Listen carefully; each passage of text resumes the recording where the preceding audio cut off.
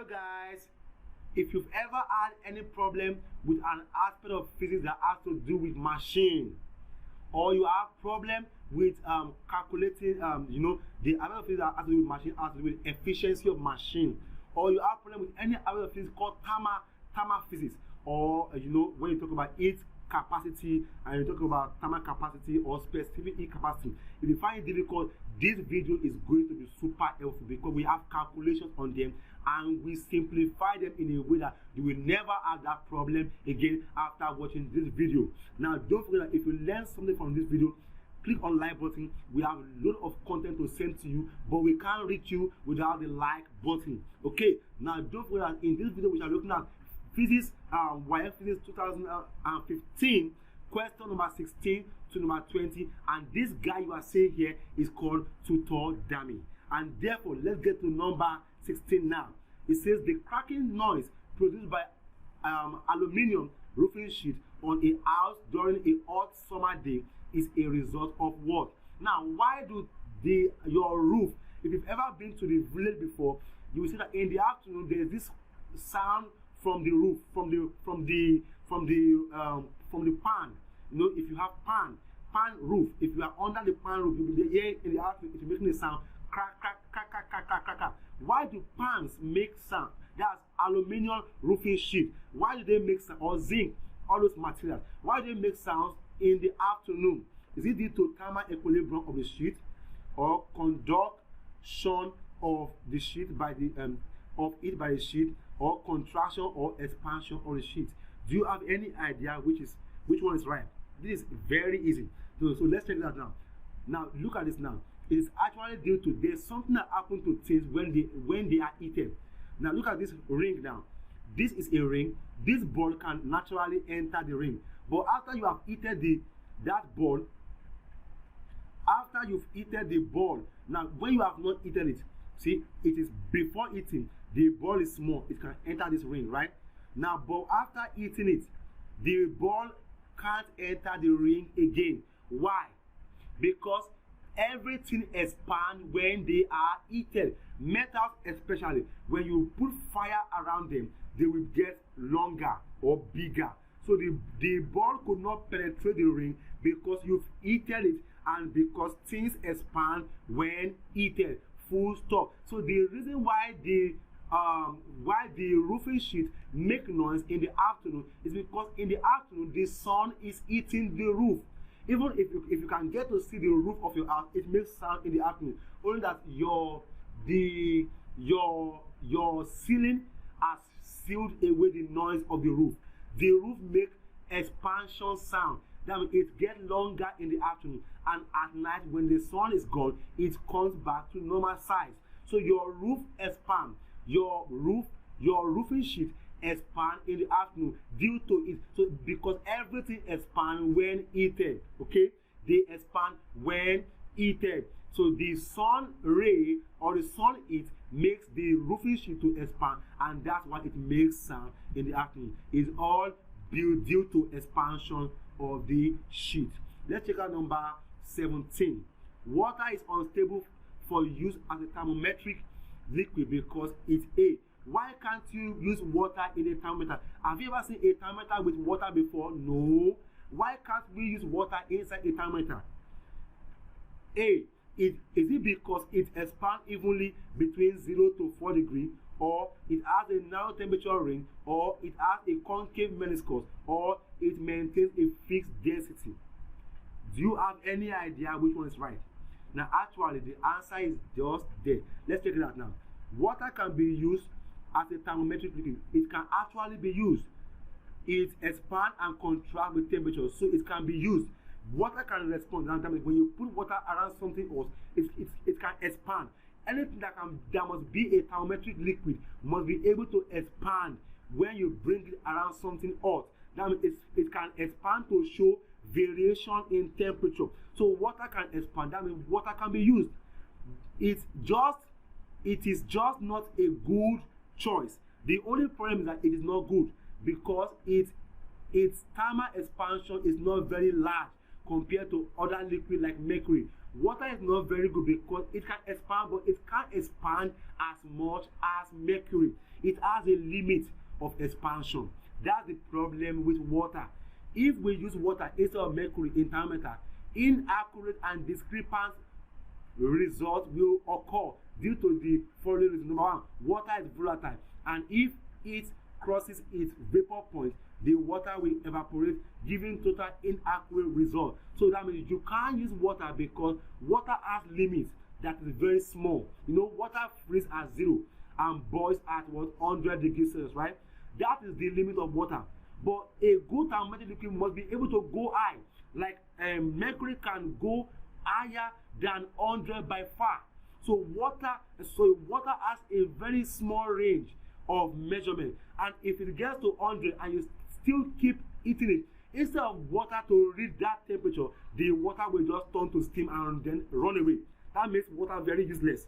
So instead of helping me to reach the temperature I am looking for above 100, water will get angry and escape and run away because you have passed the boiling point of the water. So the water will start boiling inside the thermometer, and it will be changed into vapor, and it can even boil and then crack the thermometer. The water is just useless as a thermometric liquid. So water is not useful because it has small temperature range compared to mercury, and also compared to alcohol. And the answer is just because it has a narrow temperature range. It can't go beyond 0 to 100 degrees Celsius, and that's why water has limitation. That's why water can be used as a thermometric liquid, and that's the answer to number 17. Number 18 says the diagram illustrates a block and tackle pulley system in which an effort E supplies a load of 100 Newton. If the efficiency of the machine is 75%, calculate the value of E, that's effort. So find the effort. Now you must know that to find the efficiency of a machine, anything efficiency is always mechanical advantage over velocity ratio. Don't forget, times 100. Efficiency of a machine is mechanical advantage over velocity ratio times 100. That is the formula for efficiency. Now you must now further know that mechanical advantage itself can be broken down into load over effort, and that is my E. That is the E I'm looking for. Now mechanical advantage has a formula that says load over effort. Okay, so my efficiency therefore load over effort, that's my mechanical advantage over velocity ratio times 100, right? Now the next thing to do is to try to make the E I'm looking for to become the subject. So the first thing I'll do is to cross multiply, and that means I'll be doing this load 100 times load, that's 100 load over E, will come down here.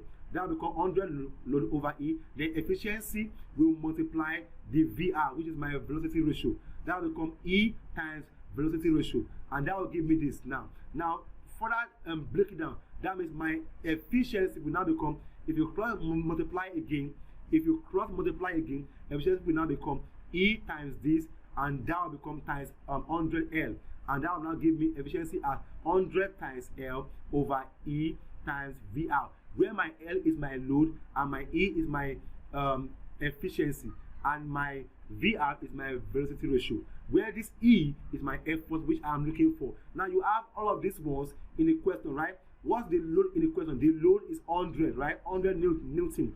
So substitute in, plug it in. That will become 100. 100 is in the formula. Then my load in my question is just 100 Newton. 100 over what's my efficiency in the question? 75.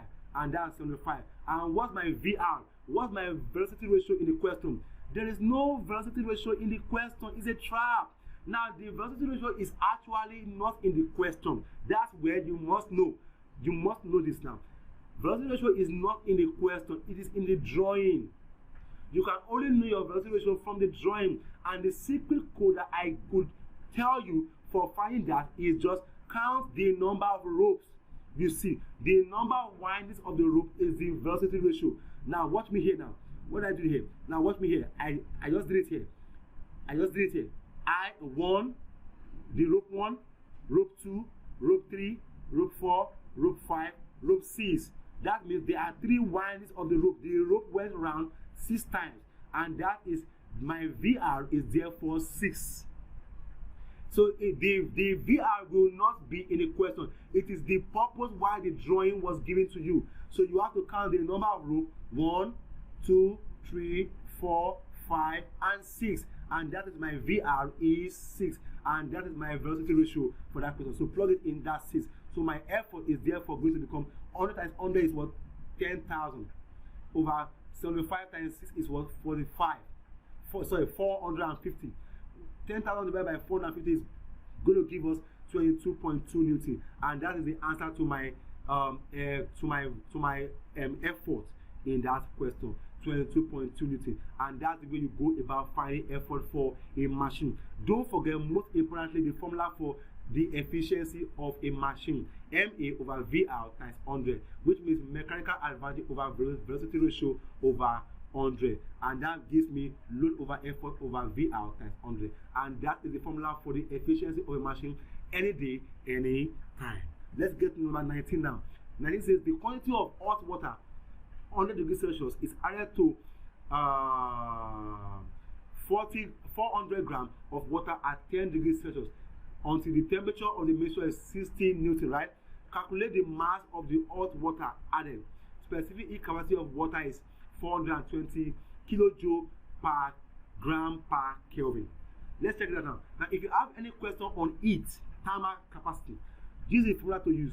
You are talking about heat loss of by hot body equals heat gain by a cold body, because in this question you have a hot body and a cold body, right? The hot body is transferring heat to the cold body, right?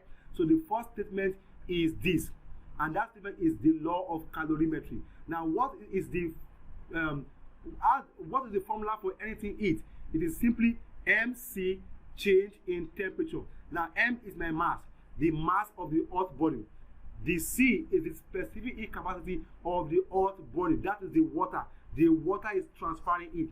Then the theta F is the final temperature of the hot body. You know, it was giving me here that the highest temperature is 100 degrees Celsius, and that's my theta F. Then the theta M is the temperature of the mixture. When you mix the hot body and the cold body, what is the temperature in the middle? And that is the 60 degree. After mixing the hot and the cold, you got 60 in the middle, and that is my mixture temperature. Then the mass of the cold body was given to you also in the question, and that was 40 grams. Then the the specific heat capacity, that's my C means specific heat capacity of the cold water, is still the same thing for water, 420, and that's just it. Then the last one is the temperature of the mixture is 60, and the temperature of the cold body, that's my temperature at the beginning. Temperature of the cold body is the temperature initial, and that is 10 degrees Celsius, and that's what I have here. Don't forget that the master formula is MC theta. It is always for anything heat, it is always MT change in theta. You will change the theta, you will minus the theta, and that is the master formula for anything thermal. Okay, I just say this one is equal to this one, right? The hot is equal to the cold, right? Now, what is the mass of the hot? So I'm going to find the mass of the hot body. So it will remain M, because I was not given. So the mass remain M. Then the specific heat capacity of the hot body is 420. That's for water. Then the change in temperature is therefore 100 minus 60. Then the mass of the cold body is what? 400 in my question. Specific heat capacity of water is still the same as 420. Then the change in temperature is therefore 60. For the cold body is 60 minus 10, right? 60 minus 10 is 50. Then 100 minus 60 is 40, right? Then I have it here. I have these values here. Then 420 is common on both sides. You can as well cut it straight.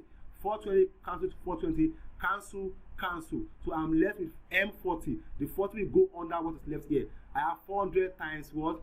Times 50 over 40, and that will give me 500 grams as my answer for the mass of the hot body. Don't forget the formula. It is always an interplay between the hot and the cold, right? And it is always the same formula but different value for your mass and for your temperature. Watch out the way I did my temperature, and you will surely not have a question on that. It is this simple. Let's check number 20 now. Number 20 says, in an experiment, in which molten substance is allowed to cool. You are cooling. This is a cooling experiment. So the temperature is coming down, right?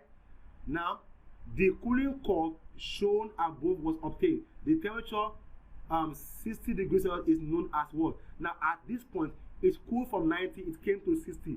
At this point, the temperature remains, that means the substance temperature remains the same, right? The substance temperature remains the same. That it was not going down, it just remained the same. It remained constant in this time. At this time, it remained constant for a while. What is the temperature that everything remains constant, even though the time is increasing? What is the temperature where it does not increase? What is the temperature when the heat? Sorry, what is the heat where the temperature remains constant? This is the heat. It went down, the temperature went down, but at this point the heat remained the same. What is that heat that does not change when the temperature and when the time is changing? Do you know what the heat is? Is it vaporization point, or cooling temperature, or boiling, or melting? Now actually everything was cooling, but at this point it remained constant. What's it called? Now if you have the answer to that question is just melting point, and I will tell you why it is melting. I'll just use that to explain it now. Now look at this now. This is called molten. Now molten is something that was not really liquid, but was made liquid by heating. Okay, now this thing that you are seeing here is hot metal. They have heated it. It has been heated at high temperature, and then it is poured. It is now molten form, right? It is poured into this place in order for it to cool and form a shape, right? Shape 96, right? Now at this point, at the point of melting, everything becomes the same. Now just like at the boiling point, everything becomes the same. That means the temperature at boiling point does not increase. The temperature of the at boiling point of everything remains the same. That means water boils until it gets to 100, and at 100 degrees Celsius, water becomes constant. That means water can't boil beyond 100. It becomes the same. So also, since this thing is cooling, so it cools to the melting point.